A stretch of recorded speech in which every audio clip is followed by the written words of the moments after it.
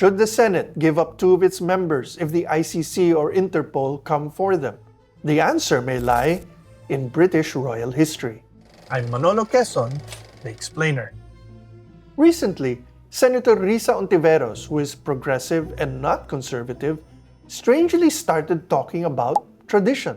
She was referring to the Senate's tradition of protecting its own. Now, you might think it's just another case of privilege sticking up for itself, but there's more to it than that. What are the privileges of a legislator, whether congressman or senator? You can't be sued for libel for what you say during a speech when Congress is in session. You can't be arrested, period, when Congress is in session, wherever you might be, for any offense that carries a penalty of less than 6 years in jail.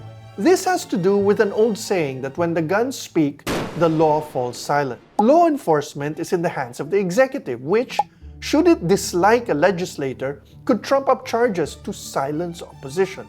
Which brings us to Andrew Mountbatten Windsor, formerly the Duke of York, who recently became the first member of the British royal family to be arrested since 1647, when Andrew's ancestor, King Charles I, was arrested by Parliament, tried, and executed for treason.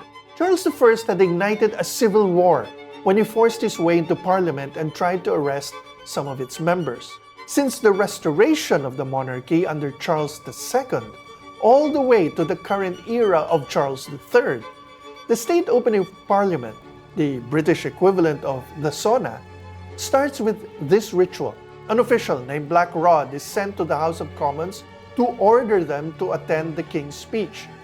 And the moment he knocks, the door is slammed in his face. It's a reminder of what's what and who has the real power. The People's Parliament and not the King. Likewise, all our civilian institutions have in their defense against a bullying president is tradition.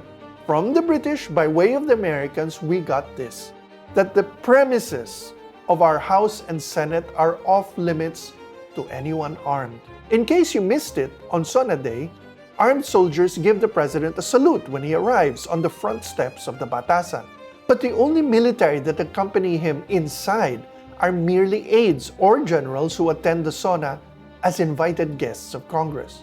So what happens now if police were to show up to seize, say, Senators Bato de la Rosa or Bongo, both co-accused of former President Duterte in the International Criminal Court? The penalty is more than 6 years for crimes against humanity, and this means they aren't immune from arrest. So they have no other choice but to surrender or hide, which is what De La Rosa already seems to be doing. But what if you have a third choice?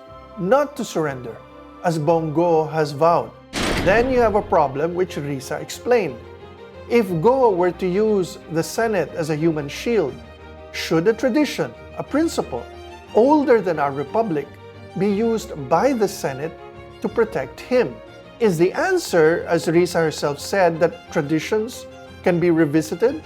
When Duterte himself decided he wanted Senator Laila de Lima in jail, the Senate went along by ousting her from her committee, but let her surrender herself 24 hours after the warrant was issued. The Senate owes him nothing less and nothing more.